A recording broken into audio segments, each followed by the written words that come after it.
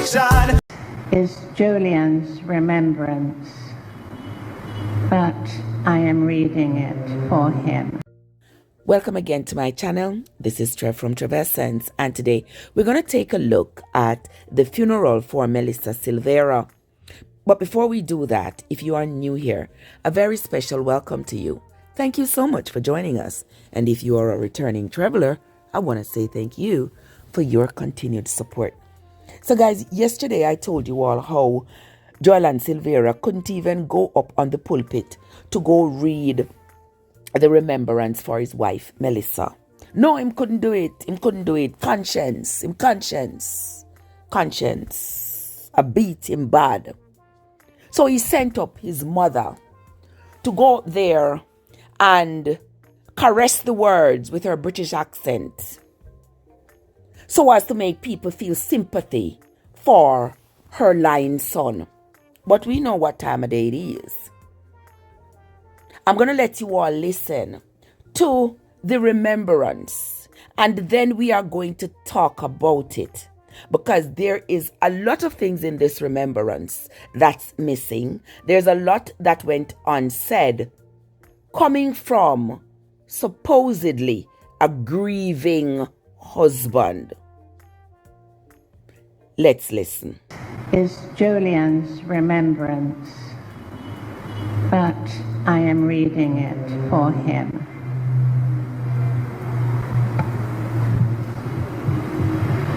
Love is patient. Love is kind. It does not envy. It does not boast, and it is not proud. It does not dishonor others. It is not self-seeking. It is not easily angered. It keeps no record of wrongs. Love does not delight in evil, but rejoices with the truth. It always protects, and it always trusts. It always hopes and always perseveres. Love never fails. But where there are prophecies, they will cease. Where there are tongues, they will be stilled. Where there is knowledge, it will pass away. And that's from Corinthians 14, verses 4 to 8. Melissa Patrice Walter Silvera was born on September the 11th, 1981, was not merely a collection of moments within our home. She was the heartbeat. Her story, woven into the fabric of our family, unfolded with grace, determination, and a brilliance that illuminated every corner of our lives. From the early days of Mona Prep to a time at Immaculate Conception High, Melissa exhibited a rare combination of composure, articulation, and exceptional intelligence. Her journey continued to the University of Virginia, where she delved into the world of chemical engineering, a field that resonated with her inquisitive mind and determined spirit. Upon her return to Jamaica, Melissa transitioned into the professional realm, finding her place at Petrojam as a chemical engineer. Her talents, however, extended beyond the technical realm. She possessed a natural flair for planning and logistics that would become the hallmark of her career. Even after leaving Petrojam, Melissa continued to navigate the business world with her mother, Leslie, showcasing valor, resilience, and an unparalleled work ethic.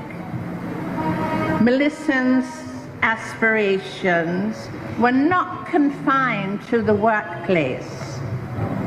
She was a force of nature, a nation builder in her own right, whose ambitions were deeply rooted in a desire to create a brighter future for our family and country. She always had this dream to build her own logistics hub in Cow Bay, St. Thomas, and she invested both her time and resources in building out a shovel-ready project.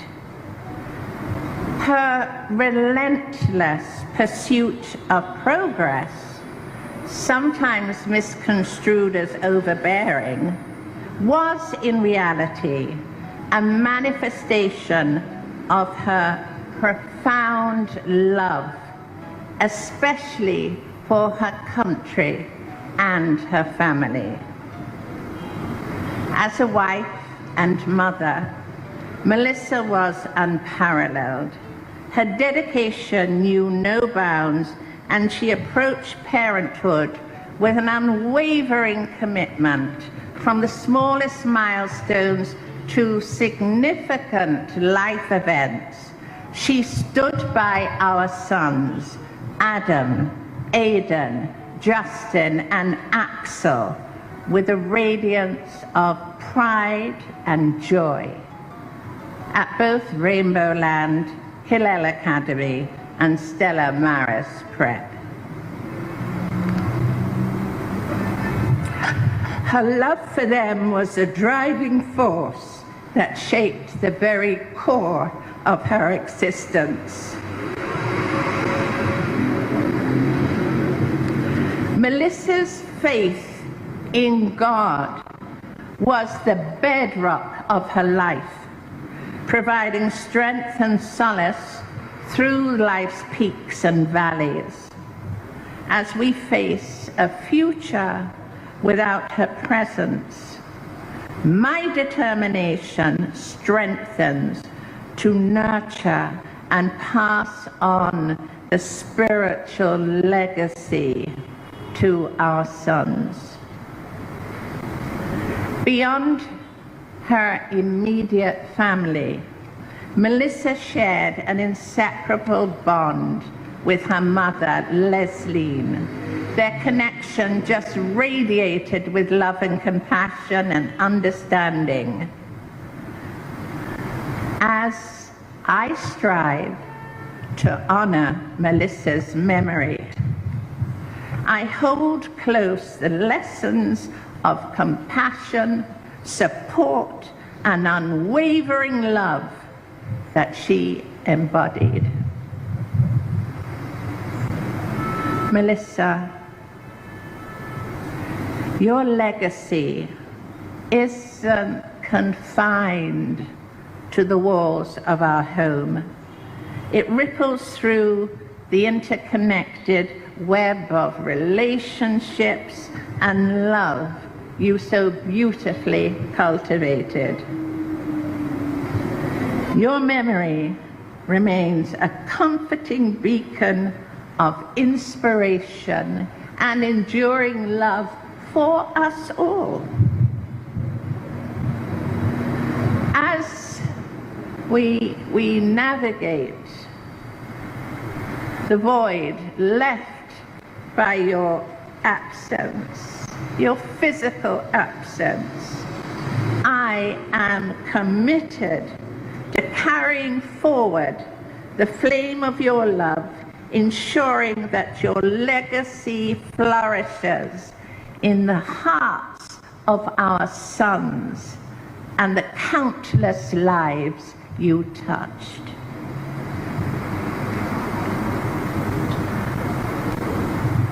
And as is written by Aristotle. He said, "We are what we repeatedly do. Excellence, then, is not an act, but a habit." This was Melissa.